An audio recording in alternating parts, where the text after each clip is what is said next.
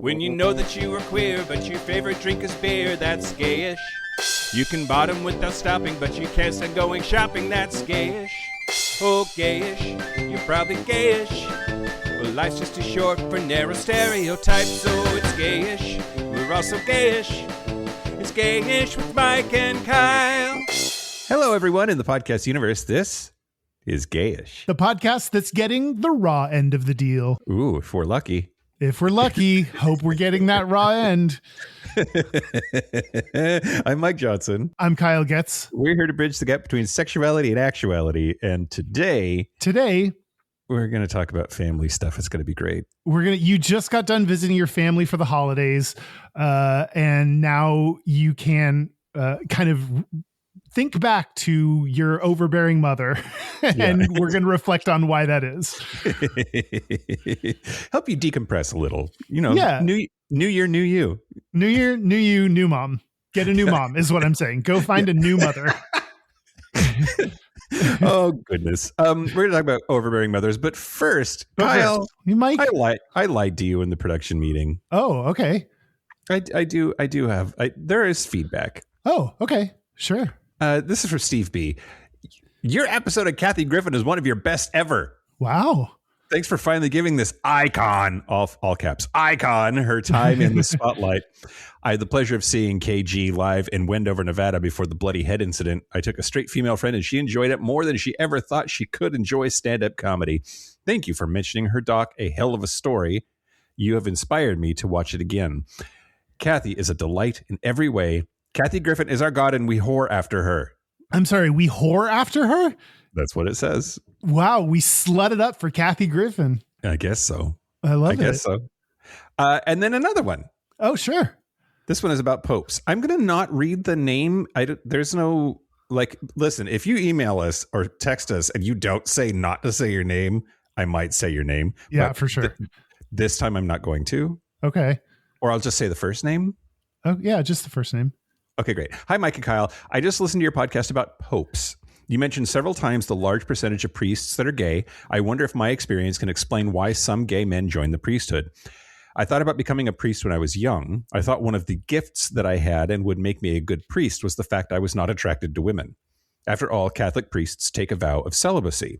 Mm-hmm. When I visited the seminary for a week during the summer with other guys who were interested in the priesthood, I realized my heart beat a lot faster when I saw the guys in their underwear and Nick without his underwear. Wow. Over time, I knew I wanted a loving relationship and dropped the idea of becoming a priest. Eventually, I would marry a good man, be widowed, and marry another wonderful man who is my current husband. In short, I wanted to love and be loved, and I pursued that over a religious life. Thanks for reading about my experience. Take care, Ray. That's very interesting. And my takeaway is, how'd you get two husbands? And I have yet to get one. Right. This is just hoarding everything. Just taking all the husbands away from the rest of us. Yeah. That's fine. Oh, that's it. Will I have my second before you have your first, Kyle? I think so. I really do. If we're going to get serious about it. Okay, great. Yeah. Okay. Great. Now the news. Shut your mouth hole. It's time for your ear holes. News. Are you not going to announce the winner of the Dick Bag Fuck Face? Fuck. News the first, Kyle. Okay. Wait, it's in the news segment? Yeah. Oh, okay. I just decided. Okay, great. News the first. Gayish Media LLC has announced recent results. The 2025 Dick Bag Fuckface Asshole Award, Kyle. Yeah. It's our third annual Dick Bag Fuckface Asshole Award given to the person who has been most of a dickbag, the biggest fuckface, the gapingest asshole on planet Earth when it comes to gay people, as voted on by our listeners. And can you remind us who the first and second ones were? Yes.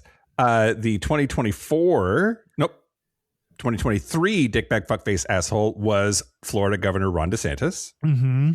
And then the 2024 Dickbag Fuckface Asshole was President Donkey Butt McMuffin Face, Donald J. Trump. Yeah. And now Dickbag Fuckface Asshole Awards for 2025 in fourth place with 17% of the vote, Kim Davis, who didn't marry people and has gotten whatever.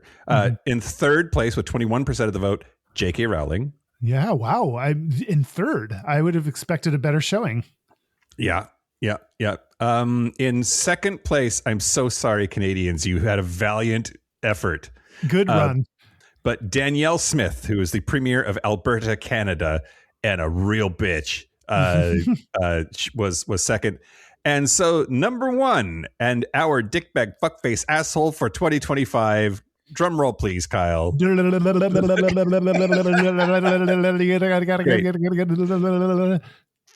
Carolyn Levitt, White House press secretary Carolyn Levitt, who you can tell when she's lying because you can see her face.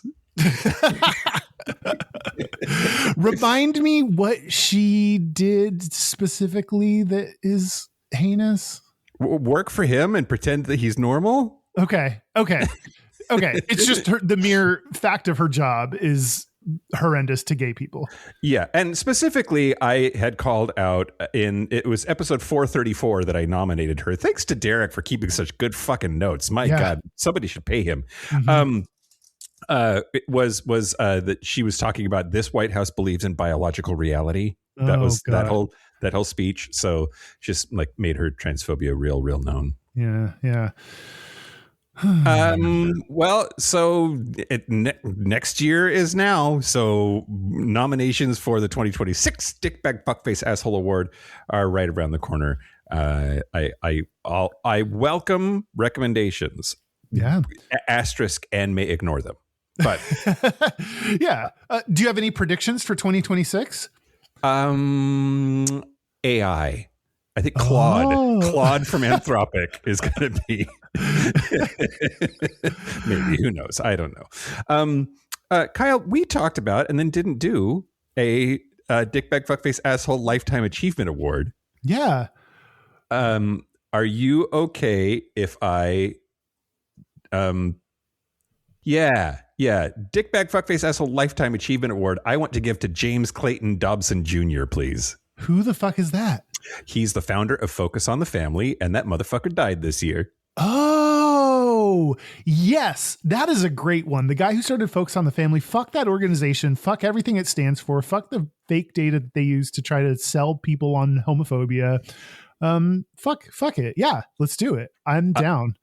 Great. I hope the worms are eating his corpse and then dying of homophobia. Fuck you, James Dobson, forever. Yeah. Okay, great. News the second, Kyle. Okay. Burkina Faso has issued its first known conviction for homosexuality. Wow. They banned same-sex sexual relations earlier this year, and an individual identified as KM in the documents was charged with and sentenced to 24 months of imprisonment, a fine of 2 million francs, which that's $3,500, and then ordered expelled from the country following completion of the sentence. Which, if you want him out of the country, why lock him up for 2 years before removing him from your country? Yeah, that's a weird thing, but that fucking sucks. You have to go to jail and then get kicked out of your own country?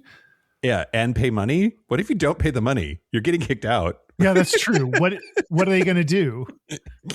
Track you down to get your money? Follow you to the country that they kick you out to? Now, the official charge, the official charges were, quote, homosexuality and related practices. Yeah, that's what happens in my bed. Related practices. Exactly right. The African Human Rights Coalition, the HRC for Africa, said, quote, AHRC expresses grave concern over this conviction, particularly given the sweeping and vague language of the new law, its application against a vulnerable foreign national, and the penal severity, including post-sentence expulsion. This represents the first known enforcement of the 2025 criminalization statute and marks a significant escalation in the legal persecution of LGBTQI+ people in Burkina Faso. Anyway, yeah, it's bad. Yeah. It's bad. It's bad to be gay in a lot of places, but especially lots of parts of Africa, Kyle. Yeah, for sure. Oh, that's rough. News the third. Yeah. New York City Mayor-elect Zohan Mamdani has named Lillian Bonsignore Commissioner of the Fire Department of New York. She is the second woman to be Commissioner of the New York Fire Department and the first out gay person to be in that role. Why is a firefighter such a stereotypical lesbian job? Well, yeah. I mean, yeah. If you're a firefighter and you a lady, you a lesbian. Yep, you definitely are. Right? Yeah. She said, quote, "My goal is to ensure that every member of the FDNY has the resources and environment they need to perform their role safely and effectively." She joined the FDNY in 1991 as an emergency medical technician and served 31 years. Wow. She was named chief of the FDNY's Emergency Medical Services Division in 2019, becoming the first woman to head that division and the first uniformed woman to be a 4-star chief in the department. She was a first responder for 9/11 and led the EMS division during the COVID-19 pandemic. Damn. She's basically just like amazing. Now, she's back in 2019 when she was promoted. She told the New York Daily News, quote, "It's kind of odd the things that I get celebrated for the most. People are always like, wow, you're a woman and you're gay. And those are the two things I put the least work into." That's hilarious. Yeah. Congrats, Lillian. I work really hard at being gay. Just if we're taking notes on effort put into things. I work so hard and still fail. I do real good at it. It's just a lot of effort. Well, I'm so proud of you, Kyle. Thank every you day. so much. Thank you. I appreciate that. News the last, Kyle. Yeah. I've been trying to figure out how to put heated rivalry into the show, and I think I figured out a way. Okay. An interview with Jacob Tierney, who is the creator of the show, did an interview with I don't know, who was he talking to? It doesn't really matter. Vulture magazine. He said that first of all, there will never be any full frontal nudity scenes in that show. Okay, just get that out of your mind. Erase it from your list of possibilities. It's not happening. No, it's the most tragic thing that's ever been in the news, Kyle. With everything we've heard in 2025, this goes down as the most tragic. He doesn't think prosthetics are going to help anything to the series. And he said, quote, "These are sex scenes, not nudity scenes." He talking about Shane and Ilya, Jacob said, quote, "Sex is their language, their way of communicating. Random sex scenes are easy to film. It's akin to dancing. Both are deeply physical. Both demand practice and exact camera placement." And then the other thing that he said that he's not going to put in the show, he said, on top of full frontal nudity, he's added that there's no desire to show douching on screen. People keep asking, when did Shane prep? This isn't a documentary. You want to watch them douche? You want me to include Shane in the bathroom for half an hour with the fucking enema? That's not what we're doing here. We're skipping that part. I don't know. You don't need to do a 30-minute sequence of him douching like live, second by second countdown, but like showing a little squirt would be realistic. Yeah, I mean, I think I'm on his side here. I get it. It's an important part of gay sex and an unavoidable part of anal gay sex.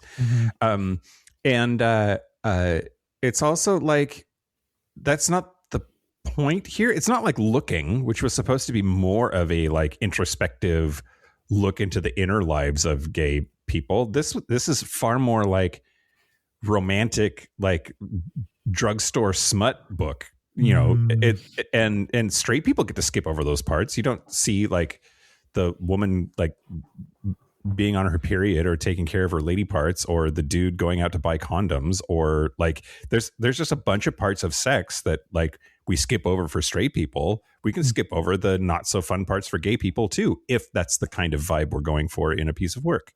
Yeah, I guess I hear what you're saying. I have not seen it, but from what I've heard, Kyle Johnson gets. Are you kidding me? What platform is it on? Hulu, HBO, Crave. It's all over the place. Okay. Yeah. I Instagram really thinks I need to see it because it keeps showing me news stories about it. Yeah. Also, if you think to yourself, Jacob Tierney, the creator, producer, director, writer, adapter guy, if you think that name looks familiar, it might be because he is also co-show runner of Letterkenny. So if you've watched Letterkenny at all, he plays Pastor Glenn.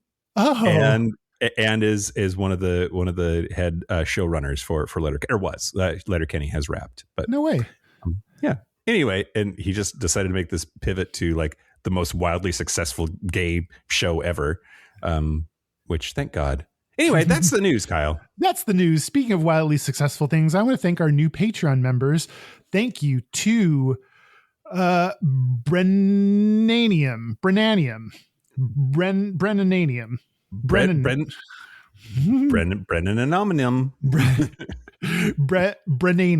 I'm going to go with. And thank you to Felicitas Avendano. Felicitaciones. Felicitas. If you want ad-free Feliz Navidad. Feliz Navidad to Felicitas. If you want ad-free episodes a day early, if you want to use Mike's hole, use it. Use it hard. Yeah. Use it with everything you've got. Yeah.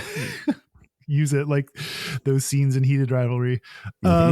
If you want weekly video content, if you want to pick an episode topic, all those benefits are available. Plus, you get to support the show by going to patreon.com/Gayish podcast. Do it.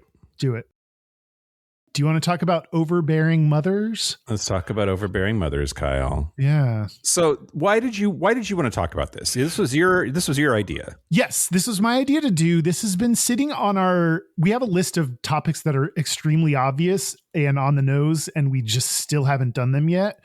And this was one on the list, and I thought it was time to tackle this. This, I don't know if people know, but this is like a major stereotype, assumption, explanation that people used to have for the cause of gayness is overbearing mothers and weak fathers is the kind of go hand in hand. And I don't know, I just thought it's an interesting topic. It's a unique topic. It is wrong. It's very wrong. So we'll just get that out at the jump. And so I thought it'd be interesting to explore. Yeah, I agree. It is one of those like on the nose things that we should have talked about and kind of have from time to time, but like need to like really crack mom's head open and look deeply in there for the meat. I don't know what's wrong with you today, Kyle. I don't know. Yeah, I mean, also sometimes you're sitting in a production meeting and we have to pick the next episode topic, and you just kind of scroll through and you're like, that one, and I picked that one. Yep, totally. It's your show, Kyle. We could do whatever. And this is what we're doing. Well, I'm going to talk to you about the history of overbearing mothers, Kyle. Okay, sure. Or at least the history of the trope. So first, let's talk about the word. You know, I love words. Yeah, let's do it. The ephemology. Yeah. That's what that word is. Yep. The etymology of the word overbearing. Yeah. Do you know where overbearing came from? What it used to mean? There was once a bear that they hung by its neck, and it was like over top of the town, just hanging there. And they were like, "Wow, that's overbearing." How did they get that bear way up in the sky like that? They pulled it. Sure. Great. By a rope. You nailed it. Yep. No, I don't know. It is originally nautical terminology. So in the mid 1300s or so, the word overbearing meant to carry over, transfer, or convey. So it just meant to carry stuff. Like a bear. Like a bear in the sky. Yeah. On a pole. By 1535, we see it in the literature meaning overwhelming wind at sea. So too much force bearing down on a ship, and therefore like something to deal with or something that was impeding your progress as a boat And then we don't see that transfer over to talk about people, meaning dictatorial or haughty, until 1732. But basically, when you say that a mother is overbearing, you're kind of calling her a hurricane or or a typhoon or something. Yeah, they always name hurricanes after women, right? That's true. Well, they used to. They changed it. Oh, they did? It used to be just women, and then they changed it, and then Hurricane Andrew like fucked everything up for dudes. Oh, they should just call one mother. Yeah, see the destruction it lands on the ground. Okay, so that's the word. That's the word. It came from it was a nautical term, and then it meant wind that would like fuck with your path, and then that you had to fight against to get where you wanted to go, and then that started being referred to people later. So all roads here lead to Freud, Kyle. Yeah. Sigmund Freud. So he believed, you mentioned this at the top of the show, but in a book in 1905, he theorized that, quote, passive, weak, or absent fathers coupled with strong, dominant, and castrating mothers create homosexuality. Castrating mothers. That's a vivid imagery there. Yeah. There's an emasculation that is implied in the behavior. Mm-hmm. And really, mostly like for a long time, whatever Freud said, man, we fucking bought it. And that just became the gospel for decades that like if you were a man and were weak or absent or too passive, or if you were a woman with a child and you were too domineering or emasculating of that child, that it would turn into that he'd become gay. So, and that also has an implication of, I think that starts I don't know if it started it, but like feminizing gay people by saying that the mother has all the influence and even castrating influence on the men and the father doesn't. It's like a lack of masculinity and a lot of femininity, like that gives us the feminine kind of stereotype there too. Yeah, absolutely. You're right. I'm going to do another segment on misogyny a little bit later too, but there's like, per usual, the feminization of gay men is often just misogyny in disguise, and that is also perhaps the case here, or at least a contributing factor. So Otto Fenichel in 1946 claimed that homosexuals were, quote, mother fixated and had domineering mothers. And then there was the infamous Bieber study. Not Bieber? Yeah. not that Bieber. Baby, oh. The infamous Bieber study of 1962 crystallized all of this into the, quote, close binding intimate mother theory. And it claimed that mothers of gay men were more often, quote, seductive, overindulgent, domineering, and inhibiting. Now, there's a big problem with this study, Kyle. What's that? The study only examined men already in psychoanalysis. Yep. Which that happened a lot in early studies. It's like studying people in the hospital and saying that like beds cause illnesses, right? Yeah. Or the problem is all the doctors. Correlation versus causation and sample bias. Of course, like people who are dealing with mental health are going to have more mental health issues. Yeah. So, have you ever heard the term momism? No. So, there was a science fiction writer named Philip Wiley, and he coined the term momism to talk about America's what he thought was toxic mother worship. The name of the book was Generation of Vipers, and it did really well. It sold 180,000 copies. This was in 1942, 1943. And the American Library Association named it one of the 50 most influential books of the last 50 years. And basically said that America had a problem with mother worship and that it was toxic. He said American moms are, quote, menopausal Cinderellas who smoke 30 cigarettes daily, consume tons of bonbons, and play bridge with the voracity of a hammerhead shark. Mom is a jerk. Wow. He sounds like he has some mother issues. Well, okay. So media picked up on that, and that book did really well. And people started, like basically not created, but like exacerbated, stoked the flames of like hating your mom, being mad at your mom for your situation or whatever. And, but what's interesting is that, his mom died when he was 5 years old, giving birth to his sibling. Mike Wallace interviewed him on Mother's Day in 1957. And, sorry. When Mike Wallace interviewed his brother on Mother's Day of 1957, his brother has said that his hatred of mothers was sour grapes, compensation for growing up motherless. But basically, without knowing it, people like the person who made hating your mom cool didn't really have a mother. Oh, that's kind of sad in a way. Until you turn around and make moms the enemy. Right. Yeah, totally. But you're right. Like, it sounds like he needed a good therapist more than a book deal. Yeah. The other thing that I wanted to throw out here in the history portion is just that gayness is not the only thing that has been like pinned on moms. Autism is a big one. So in 1949, psychiatrist Leo Kanner described autistic children as, quote, reared in emotional refrigerators, that it was the mother's fault for being too cold to her children.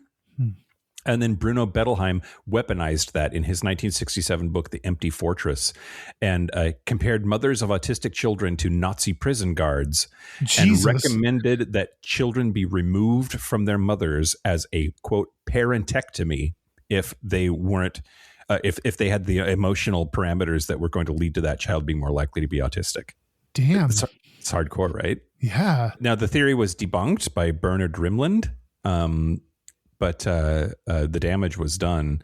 By the way, in case you needed to like know, it has nothing to do with the parents at all, except their genes. It's genetic. Most autism runs in families genetically.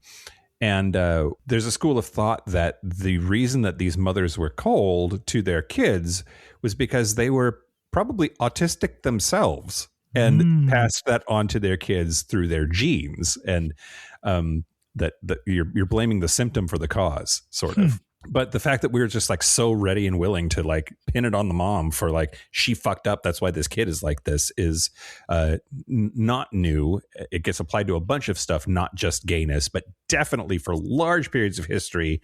If you were gay, it was probably your mom's fault. Yeah.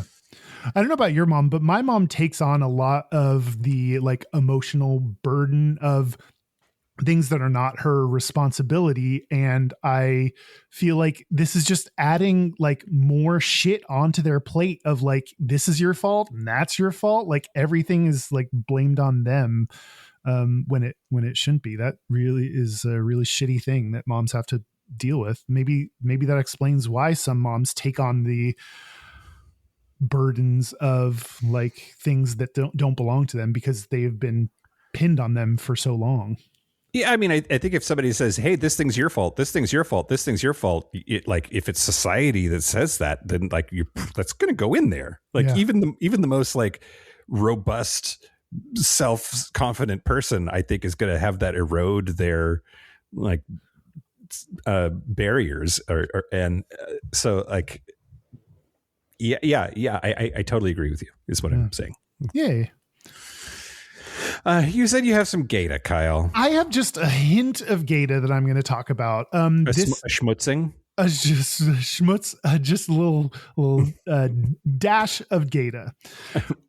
This is from the Pew Research Center. They did a nationally representative survey of 1,197 LGBT adults and published the data online in 2013. What they found is that 59% of LGBT kids have told one or both of their parents that they are LGBT. I want to make sure I understand this. So kids under 18. About Not necessarily under 18. Oh. This is just LGBT adults. They didn't give it age range. Got it. Okay. So like 60-ish% of people are out to their parents. Yep. To one or both of their parents. Yeah.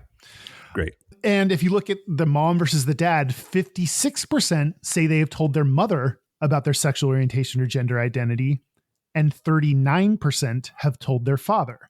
So kids are, or not necessarily kids, LGBT adults are more likely to have come out to their mom than their dad. Yeah. You're nodding as if you expected. That doesn't surprise you. I told my dad last, like I told mom first, and that's like, there's something going on there. Like, I guess I'm just nodding because I get it. Yeah. I think I'm weird in that in terms of my immediate family, I came out to my brother first and then my dad and then my mom. Okay. So that's, I think, different than most LGBT people. Is that just knowing that like she was going to blame herself and trying to spare her that? A little bit. I knew my dad is more likely to take new information and process it and move on. And I don't know, things don't really affect him as much. And my mom, things very much affect her and absolutely thought she was, and I'm assuming did blame herself. And so it was harder coming out to my mom for sure. Most who did tell a parent say it was difficult, but relatively few say that it damaged their relationship. Of those who have told their mothers, the vast majority say it either made the relationship stronger, 39% say it made the relationship stronger, or it didn't change the relationship at all. That's 46%. It didn't change the relationship. A similar size majority said telling their father about their sexual orientation or gender identity didn't hurt their relationship, which I think that's wild. The majority say it didn't hurt their relationship. It seems like that goes against my expectations that like coming out to your parents is a damaging thing for your relationship. Well, and I wonder if this is because we hear so many horror stories that it makes the horror stories seem like a larger percentage of interactions than they actually are. You know, like it doesn't take too many horrific things to happen before you just assume that every time that thing happens, that the horrific thing is the thing that happens. Yeah, that's true. Did you? I said that so terribly, and you like no. It made a lot of sense. It made sense for sure. I get what you're saying. Did coming out negatively, neutral, or positively affect your relationship with your parents? I think with mom, I would say it was neutral, and with dad, it was just like neutral minus, like not negative. And it was harder for him. And I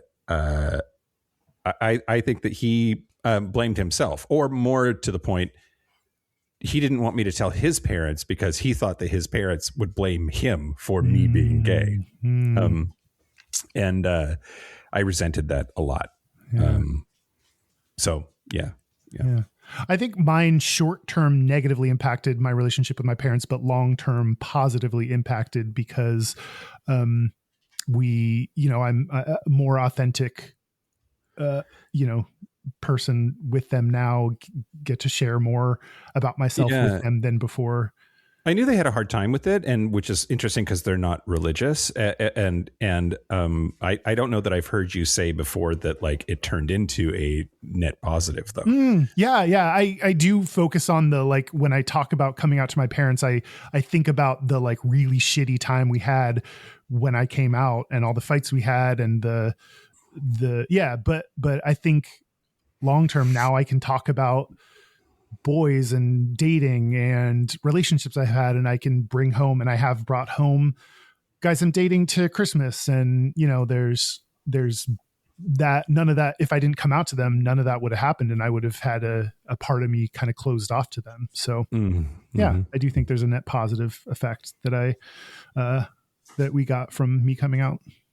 Cool. Yeah.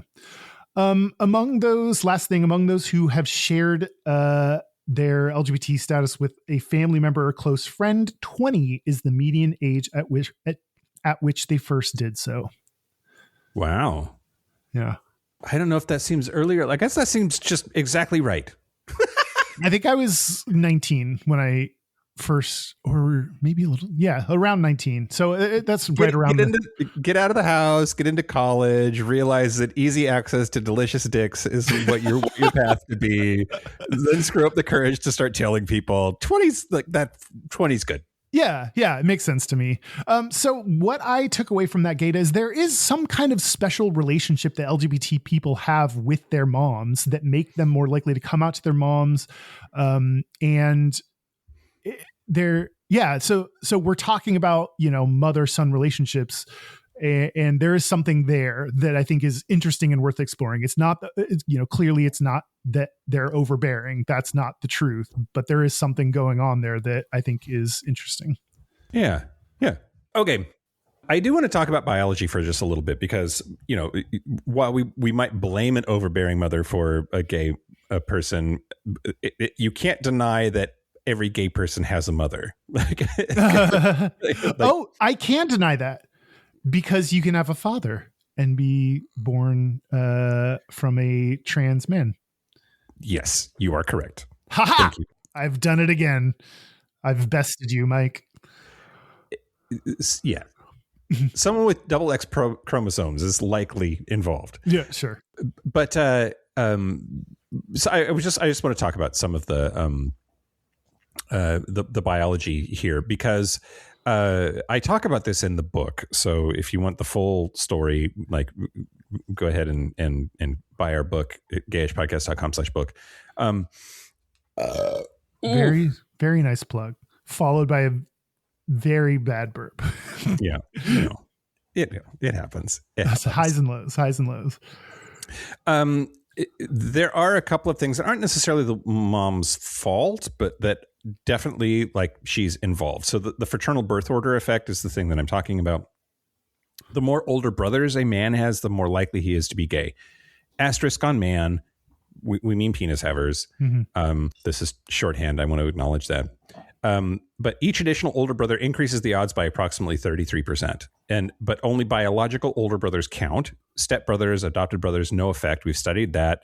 It is just that the more male fetuses a uterus has, the more likely future male fetuses are going to be gay. That means that the mother is where that's coming from. Yeah. There's a whole theory about antibodies and that there's a Y-linked protein called NLGN4Y. It's a whole thing. So there's also a gene or set of genes that have been discovered that simultaneously will make a woman more fertile and sons to be gay. And it's called the fertile female hypothesis, sexually antagonistic selection. Andrea Camperio-Ciani at the University of Padova in Italy founded the study in November of 2004. And so there's it's also known as the gay uncle theory, but basically that women are with more kids are more likely to have a gay brother and are more likely to have more gay sons and progeny. In 2012, there's another study that decided that the gay gene, quote unquote, the gay gene, doesn't just make women more attracted to men. It appears to make them more attractive to men also. Women carrying these genes were funnier, happier, more extroverted, more relaxed, had fewer gynecological disorders, and fewer complications in pregnancy. So it's actually the opposite of the overbearing mother, that at least when it comes to this set of genetics that creates gay uncles and fertile women, it makes them less neurotic. It makes them more well-adjusted and relaxed and more chill as a parent, and less overbearing by extension. Wow, the gay gene does so much for all of us. It makes women more attractive. Right. You're welcome.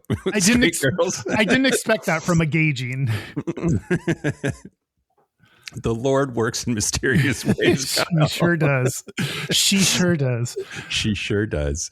So the last thing, just like biologically, I already mentioned the sampling bias, that researchers only studied gay men in psychiatric treatment when they were studying this overbearing mom thing. But Evelyn Hooker in 1957 studied non-patient populations, and she found no difference in family backgrounds.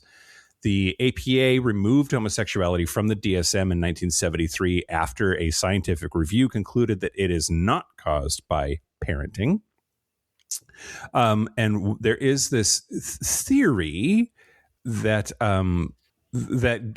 so gay boys often show gender nonconformity from early childhood, and that some mothers become more protective of sons that they perceive as different or at risk for bullying.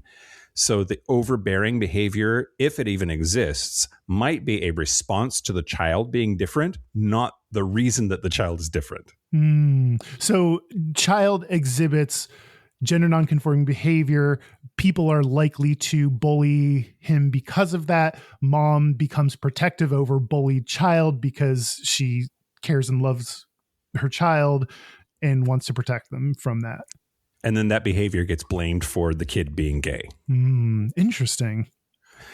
Anyway, yeah, that's all I got. That's all I got there for more biology, Kyle. Okay. I need your input. I have a study that is about mother-son relationships, and I'm debating on whether to do it or whether to just jump to quotes, because I think you did a good job of like putting the nail in the coffin for studies. Oh, okay. Sorry. No. It was great. It was a good segment. I mean, a part of the biology that I left out is there was a proposal in the 1950s that said that we should cure gay men by transplanting testicles from dead straight men into them. Oh, ooh. No, thank you. No thanks, please. Yeah, pass. If we're giving me an option, I'll pass. I'll pass on that. Like take out our testicles and put theirs in their stead. I mean, you got to get rid of those gay balls, Kyle. You got to. Ew, that gross. Okay, I won't read the study. I will just say that I found a study that as late as 2006 is still claiming that gayness is caused by overbearing moms. So sure. This is not something that is just in the past. This is something that very recently was it focused on the family. It was actually I think it was BYU. Oh, great. Yeah. Mormons cannot be trusted. Yeah. Yeah. Anyway. But so what I'll jump into is quotes. Okay. So this is from a 2019 mambaonline.com article by A.G. Gallagher's. And so Michael C. LaSala, author of Coming Out, Coming Home, Helping Families Adjust to a Gay or Lesbian Child, says, quote, research suggests that feeling guilty is an inevitable component of mothering. Mothers feel to blame when something goes wrong with their children, even if the cause is clearly not their fault. As a matter of fact, mothers often find themselves feeling guilty when nothing goes wrong. Fortunately, for many mothers of gay sons, with time and education, they learn that the idea that they had somehow made their son gay is dead wrong. Do you feel like your mom blames herself for lots of things that aren't her fault? Yes, but me being gay isn't one of them. Oh, okay. So your mom is smarter than most. She's advanced in that matter. In that regard, yes, absolutely. I don't know. Like, I don't think you can vouch for this. Like her on the show is like, that's pretty much her. And like, you know, she's just, I don't think you can fake that kind of chill with this, the whole gay thing. Like, I don't know. I think that her family, I mean, she had a gay uncle and they're musicians and would interact with and, you know, hang out with people from all kinds of walks of life. I think they're just like better people when it comes to like acceptance. Yeah, I don't know. Which it surprises me a little bit that you say some of the stuff that you do about your mom, because she's a teacher, and I would think that she would run into all kinds of fucking crazy family situations in her students. Oh yeah, I mean, it's one thing to see. She's seen, you know, tons and tons of mothers and families come through her doors as the teacher. She mainly taught first grade, so she's had a lot of parents come through her doors. So, but it's easier to see something in other people than to internalize it and feel it for yourself. So yeah, my mom takes on a lot of blame and has a lot of guilt over things that like she has no business feeling guilty for, but I just think that's part of being a mom. It's like a lot of really good therapists are actually pretty crazy. Yeah, that's why they get into therapy, is to figure themselves out. Yep. My mom tells me, and I've had to like get her to stop. I'm trying to get her to stop feeling this way, which that's, you just tell someone to stop feeling something and they stop it. Calm down. Calm down. Yeah, exactly. I, in 11th grade, when I was a junior in high school, there was tryouts for drum major going on this week. During that same week, there was an award ceremony at school. So I elected to not go to the award ceremony and instead stayed home and practice for being a drum major for band. And at the award ceremony, I won like 3 or 4 awards and was not there to like go up and accept those awards.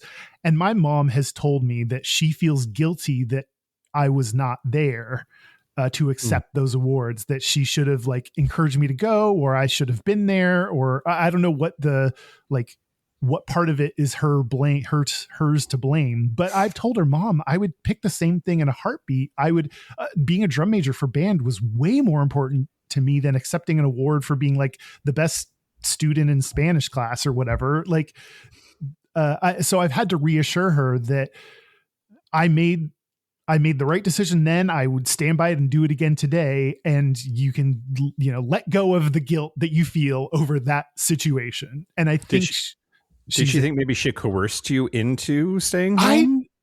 I don't know what maybe she feels like she didn't like do enough to encourage me to attend. I don't really understand it, or where the guilt is coming from, but that's just like one example of my mom telling me about something that she feels guilty about, that I'm just like, you have no business feeling guilty for this situation. And any part of you that still holds on to this thing, you know, however many years later that we are now, 20 years later, like you got like, let that go.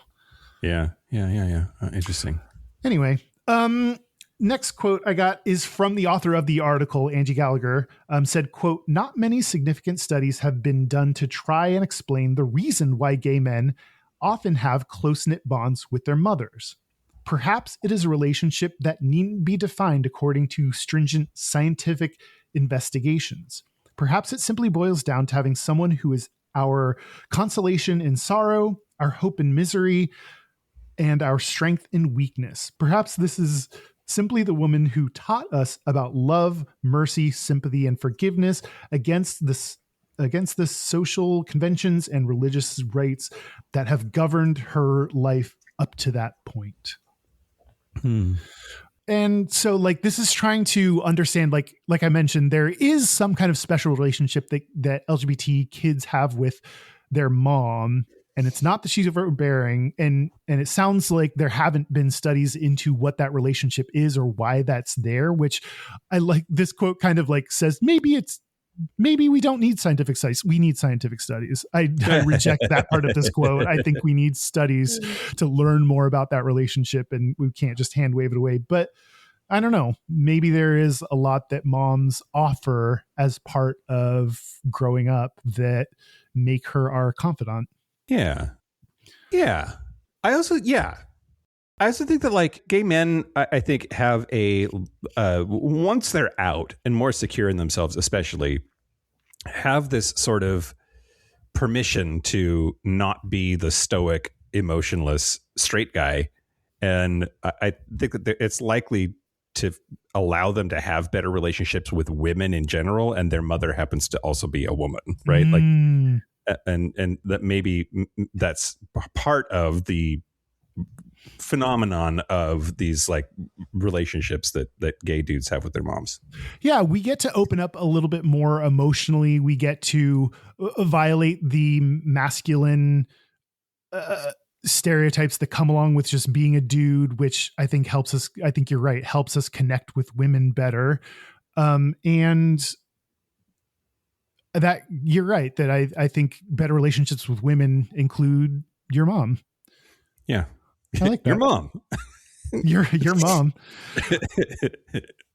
Last quote from this article. They were talking about the 1993 study showing that having a gay relative, especially on the mom side, increases the likelihood of a gay child, like you mentioned.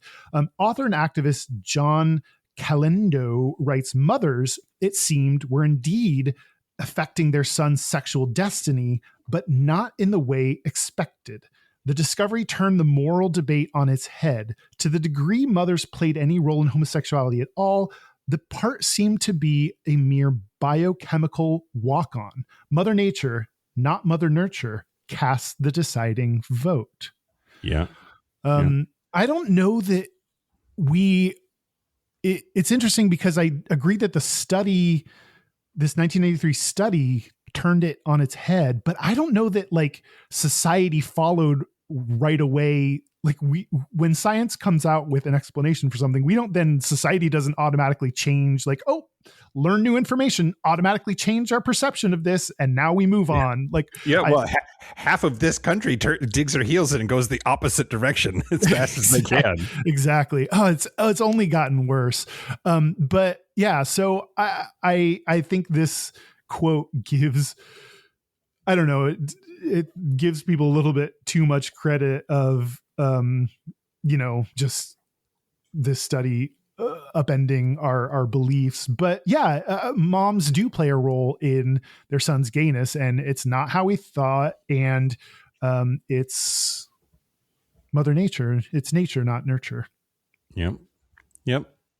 And I think that's when you were talking about the cause of gayness, that's an important reminder to make. It's not as simple as born this way. It's more complex than that, I think. But it is still nature, not nurture. Yep. We talk about this in the book a lot too. Yeah. By that book. Okay. By the book. we have to talk about misogyny, Kyle. Yeah. And really just the like blaming the mom for anything is just misogyny. Mm-hmm. But really we have to talk about the double standard, right? That there's like, if a dad takes his kids with him grocery shopping, everybody is like, oh my God, what an amazing father. So involved. And if a mom does, then they're just like, you should buy organic strawberries. They have less pesticides. Like they like the default behavior is for a mom to like haul all the kids to the grocery store and like nobody pays any attention or is critical of like what she's feeding them or how they behave at the grocery store. A dude shows up with his kids at the grocery store and everybody's like, yay, you're doing it. Such a good dad. Yeah. Daddy daycare, right? Isn't that what they call it when it's like a father doing their parental being duty? A parent? Yeah. Watching their children. Yep, absolutely. And that double standard is just, it's misogyny. And it's been studied. Francine Deutsch and Susan Saxon in 1998 found that fathers receive more praise than mothers for basic parenting involvement.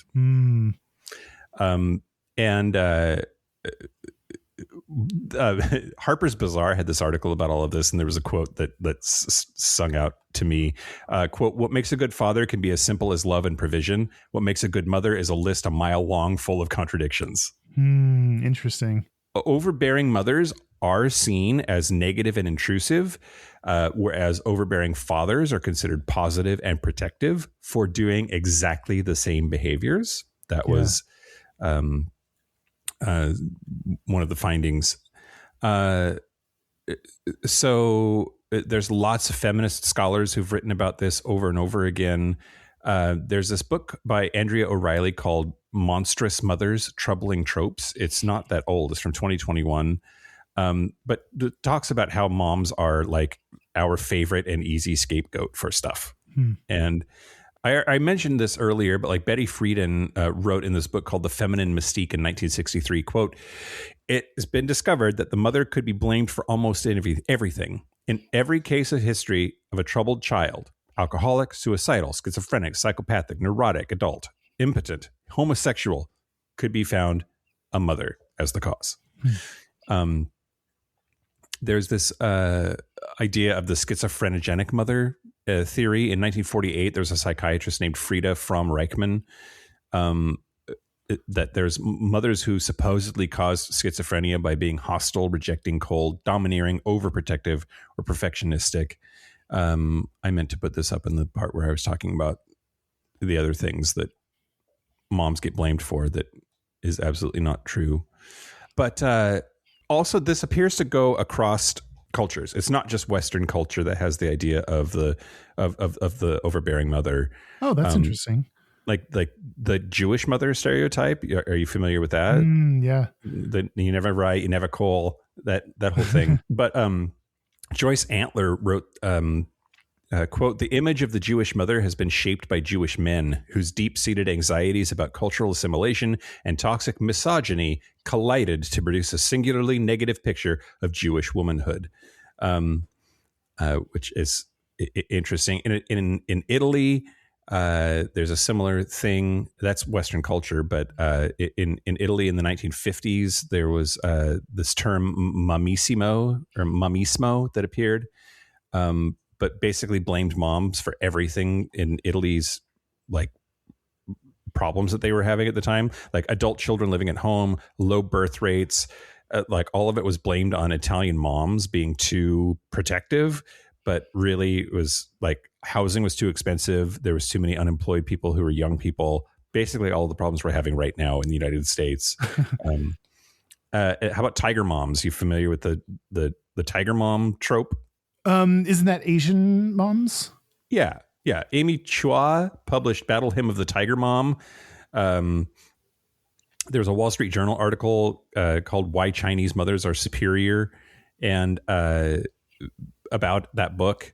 And she later said that it was meant as a satirical memoir about her own transformation as a mother. And Chinese Americans expressed more dislike for the book than other reviewers because she was giving them all a bad name. But yeah, there's this stereotype that like Chinese moms fucking rule the world and like every aspect of their kids' lives. I'm getting away from my central point here, Kyle, which is just that it's misogyny. Back to the double standard. We blame women for lots of things when it comes to the rearing of children and the way that those children turn out. And we do not hold men to the same standard. And I don't see any way around misogyny being a huge component, if not the component, to that whole dynamic. Yeah. I mean, well, for so long, the men were expected to go make money and the women were expected to stay home and raise the kids. So it makes sense that they're seen as the ones responsible, good or bad, but I mean, mostly bad. Like the responsibility of whatever happens to the kids gets placed squarely on the mother's shoulders. And now that we have, two parent households with two incomes and supposedly equal hands in raising children. I don't think we've moved on from, seeing the moms as the ones that are primarily responsible for raising kids. Yeah. Yeah. Yeah. Fix it. Fix it.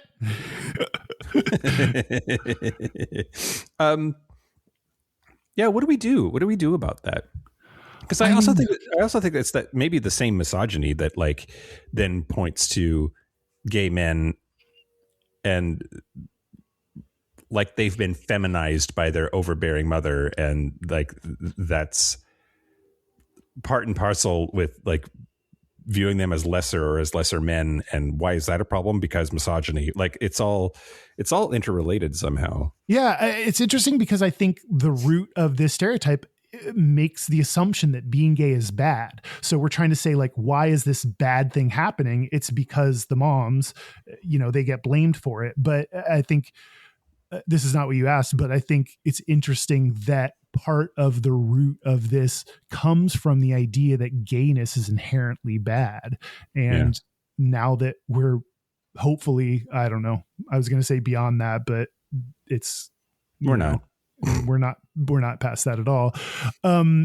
We should be past that by now and realize that if any parents, I was going to say, if any parent has any hand in making someone gay, like that shouldn't be seen as a negative thing then, because being gay is totally fine and acceptable. So, what do we do about it? Fuck, I don't know. Do episodes about it like this where we talk about it. So help people think more about the misogyny behind these stereotypes and help people realize that these are not just, I think for LGBT people, this is so common sense that this may seem dumb that we're even talking about it. But like I said, like there's a 2019 study. Nope. 2006. 2006. Wow. Good memory. There's a 2006 study that said that it's overbearing moms. Like this is stuff that's still coming up today. And, I think we also see like in the workplace where women are treated differently for doing the same thing. The classic example is when a man is called assertive and a woman is called a bitch. A bitch, yeah. So like, this comes up not just in child rearing, but also in lots of other facets where women get the negative, whatever adjective for the same behavior as men. Yep. And it took two dudes talking about it to fix the problem. Say what you want to about Gayish, Kyle, but we are the catalyst by which the patriarchy will be dismantled. We have that kind of power and reach. And in its stead, we shall place ourselves, two men. Bring on the gaytriarchy. I love it. Okay.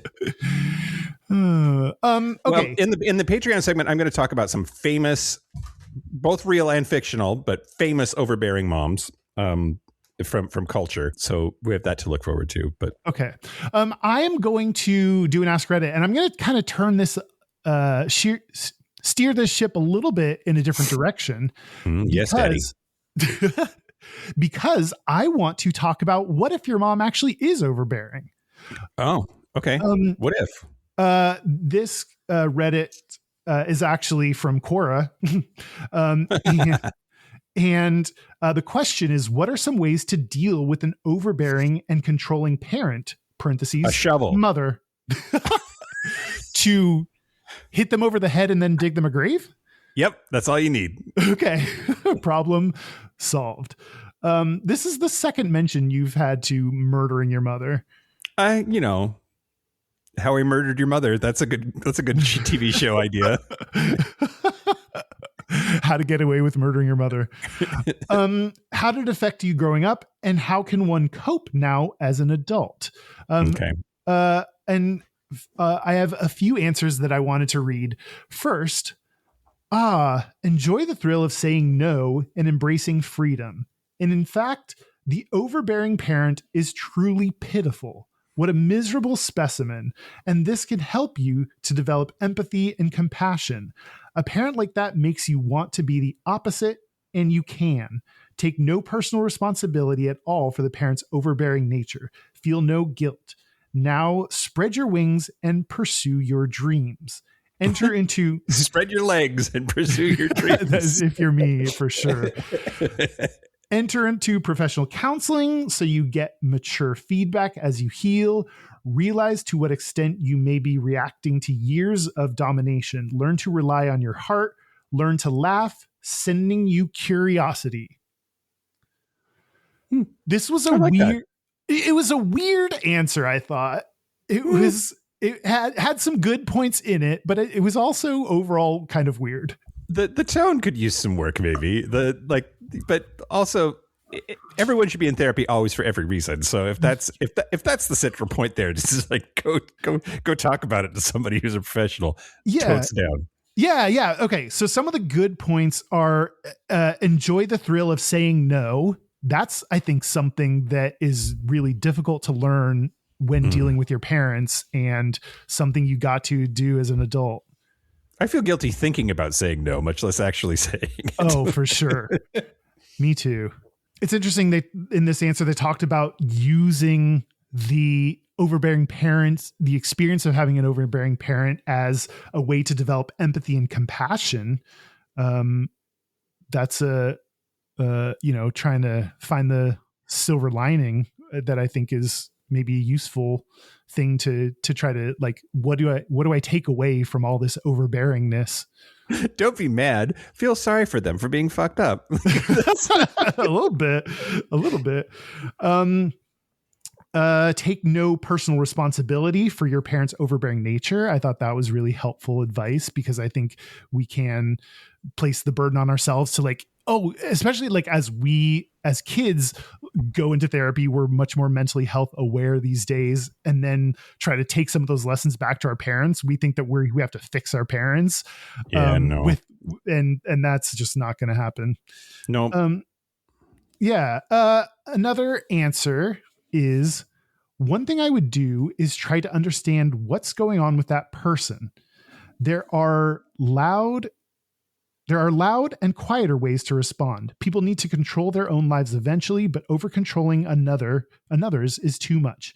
Children can try to communicate how that makes them feel, and each individual must find ways to deal. As an adult, one has the choice of distancing themselves or appealing to the parent as an adult, or seeking counseling to deal with negative consequences. Get in therapy. It came Therapized. Get therapized. Yep. Therapy, everybody. Yep. And I mean, you do, as an adult, you have the choice of distancing yourself, talking to your parent to try to appeal to them. I think those are some of the options. It sucks if you have to, like, distance yourself from your parent because they're so overbearing. I mean, but everybody needs to realize that is an option. Yeah. Right? Yeah. I think we place so much weight on blood family that sometimes to our detriment. Sometimes it's like, if this isn't healthy for you and you don't want to, and you don't need to, you don't need to do this. You don't need to do the family thing if it's really that harmful to you. Yep, absolutely. And last comment I'll read is, you must separate the dominating control of the parent from yourself as an individual. My best suggestion is to say to yourself, to thine self, I will be true, and then work on improving your best self in spite of who anyone else is. You do not need to retaliate, just observe who this parent is while attempting to remain your best self. Find a balance between rebelling and complying, and do it with the best attitude you can. If the parents... What? Yeah. If the parents' control becomes a yelling match or constant judgment, blame/shame, and an attempt for dominating power, you must continue to withdraw and distance yourself as best you can. So I think I like this comment's focus on working on yourself and not, like, matching them in terms of, like, their attempt to control the situation. I think that's really important. Like, work on becoming your best self, regardless of what your parents do. I do think that there's this, sorry, Mom, interesting thing about, like, parents are going to fuck their children up. That's just true. It's just a question of in what way and to what degree. Yeah. And a lot of therapy, I think, is uncovering those ways in which your parents have fucked you up, and then figuring out how to compensate for that and improve and be a better person. But I also think some people can go through that in therapy and then go back to their parents and be like, you fucked me up this way and that way and this way and that way. And that's not healthy either. Right. Like you can't, if examining that is going to lead you to take that out on your parents, then that's maybe the wrong takeaway. Yeah, there is a level of forgiveness. I think you're right that your parents are going to fuck you up, and that's just part of the deal. And part of what you do as an adult is learning to forgive your parents for mistakes they made while you're growing up, and accepting, learning that you now take responsibility for the ways in which you are fucked up, and you're now responsible for healing those parts of yourself. It's not up to your parents to fix you now that you're an adult. Yep, absolutely. I was going to say something. Great. And was it brilliant? It was going to be so fucking smart. Oh, I also think that parents are going to fuck you up, and that's comes par for the course. And hopefully they have taught you ways that you can then heal yourself. Like, they have taught you ways to reflect. They have taught you ways to grow, learn, improve. Like, hopefully they've also instilled in you other aspects that are actually, like, they've also taught you the things that will help you overcome their limitations. Yeah. So that might be asking for a lot, I think, maybe, Kyle, but yeah, I don't know, man. I think a lot of parents maybe don't have the ability to give their children that ability. But yeah. So yeah, some of this you got to learn yourself as an adult. So I don't know. I thought it was interesting to step outside the overbearing mom as a falsehood and think about, like, well, what if it's true? What do you do about it? And I think what we walked away with is a lot of therapy. Therapy, everybody. Yep. And your mom didn't make you gay. And your mom didn't make you gay. You made you gay. You cocksucker. It's all those dicks you sucked, you faggot. Somebody just jizzed, Kyle. Did we do it? I don't know. We talked about overbearing moms a whole bunch. We broke down where it came from and disproved it, and talked about what to do if it is true. And yeah. Is it gay? No. Overbearing mom's not gay. Not gay. Great. Yeah. Should we take a break? Let's take a break. Let's take a break. Now clean your room. This is the part where Mike and Kyle take a break. Are we back? We're back. We're going to do our gayest and straightest. Gayest and Straightest, but first, local gay bar review. Ooh. It's been a minute. Yeah, it has. I have a whole bunch of them that just don't make sense. So I've been avoiding because you doing wrote them. You wrote them while you were drunk? Yeah. Okay. Yeah. Also, I don't remember if I've done them before because I have a list, but I don't always remove them from the list when I do them. I don't know, Kyle. But this time I'm going to talk to you about a bar I definitely did before, and now I'm doing it again, but different visits. And that is Pride Bar in Bangkok, Thailand.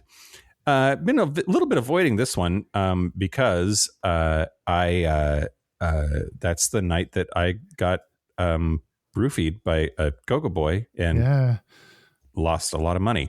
But anyway, that's not his fault. And Pride Bar was fun before I went to meet with this boy. But I don't think anything has changed since last time, including the torrential downpour of rain for a few minutes. It's funny, like both times that I've been in Thailand now, it's been at the time of year that it's nice out, and then it's like the hardest rain you've ever seen, and then it goes away. Like, drank a bunch of Chang beer, had some really good food. Love it here. It's chill and mellow. 3.5 dildos. Do you remember what you gave it last time? I don't. Oh, okay. I'd have to look. Oh, that's okay. I'll find it. Yeah. And then, that's it for that. Our website's gayishpodcast.com. We're on social media at Gayish Podcast, or you can find links to our Facebook group or our Discord server at gayishpodcast.com/contact. Our hotline, you can send us text messages or leave us voicemails, is 5855-GAYISH. That's 585-542-9474. Standard rates apply. Our email is gayishpodcast@gmail.com. Our physical mailing address is Post Office Box 19882, Seattle, Washington, 98109. Okay, buy our book. It's 2026. We need the I don't know. We need the something. We need the residuals. Money. Residuals. That's the word. Mm.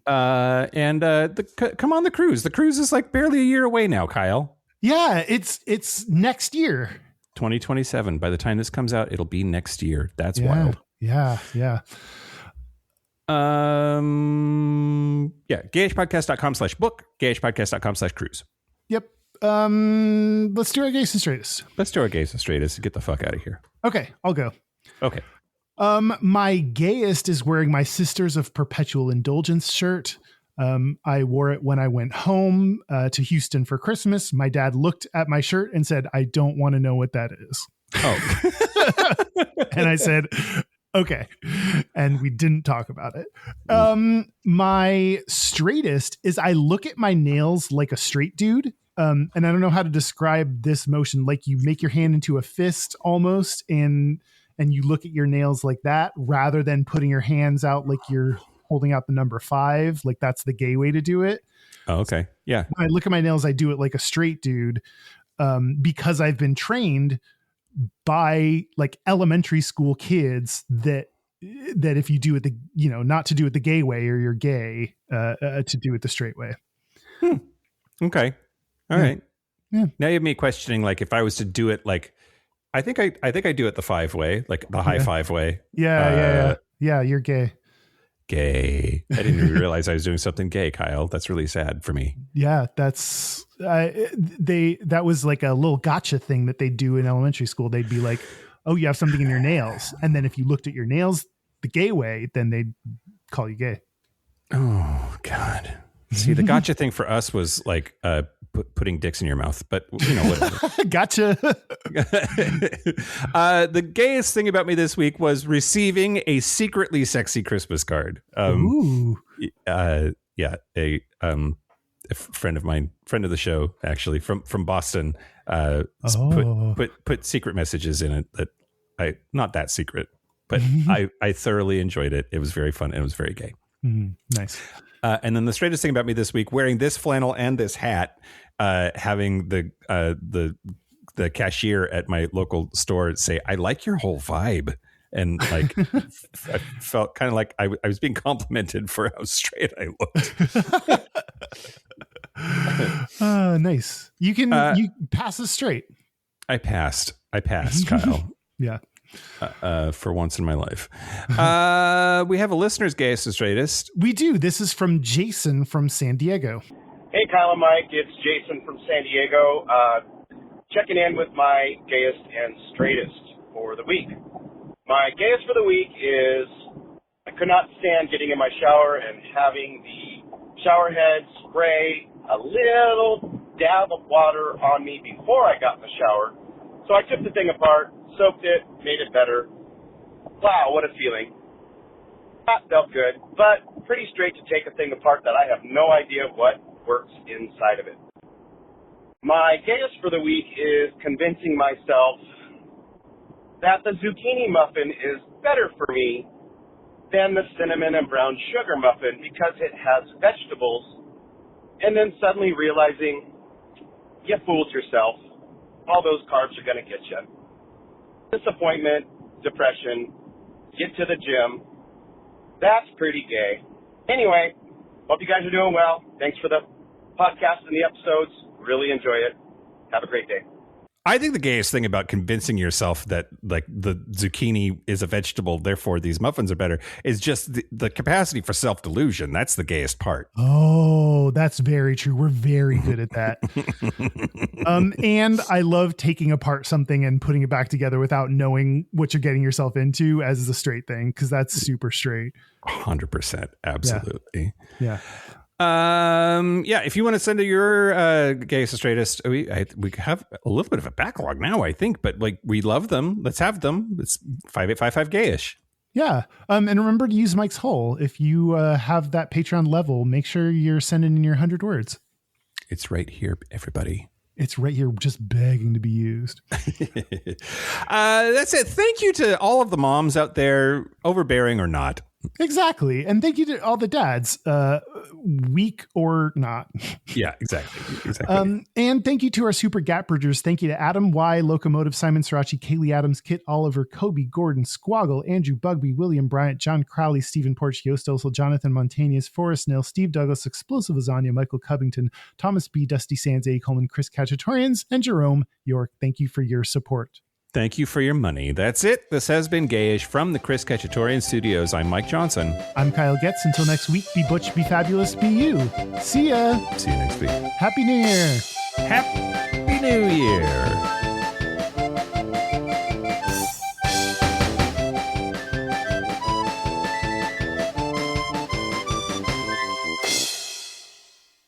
Also, she lost her first tooth this morning. Oh, cute. How's she doing with that? Okay, she bled all over this thing, but like it's fine. Oh, You want this? bleeding out of both ends. Not yet. Oh God.